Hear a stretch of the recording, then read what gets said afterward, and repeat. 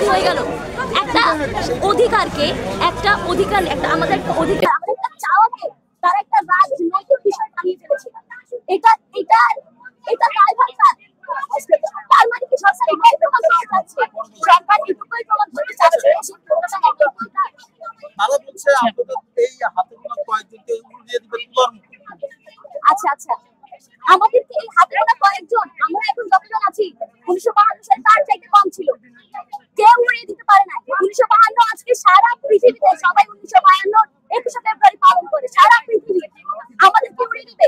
আমার একটা ভাইয়ের বুকে গুলি চালিয়ে আজ আমরা এতজন এখানে, আরেকটা ভাইয়ের বুকে গুলি চালালে দ্বিগুণ হবে।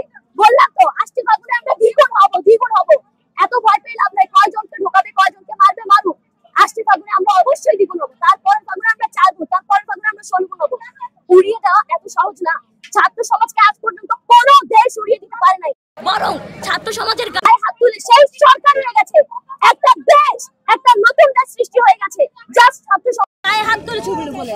ছাত্র সমাজের রক্ত এই মাটিতে পড়েছিল বলে একটা বিভক্ত হয়ে গেছে। দুইটা আলাদা দেশ আজকে তারা লজ্জায় আমাদের কাছে দাঁড়াতে পারে না। সেই ছাত্র সমাজকে উড়িয়ে দেবে কোনোদিনও না, তাদের অস্তিত্ব খুঁজে পাওয়া যাবে না। এটা ছাত্র সমাজ, এটা ইতিহাসের কথা, আমাদের কথা না। ছাত্র সমাজের গায়ে হাত তুলে কোন সরকার আজ পর্যন্ত, কোন স্বৈরাচার আজ পর্যন্ত টেকেনি, টিকবে না কোনোদিন। ধন্যবাদ।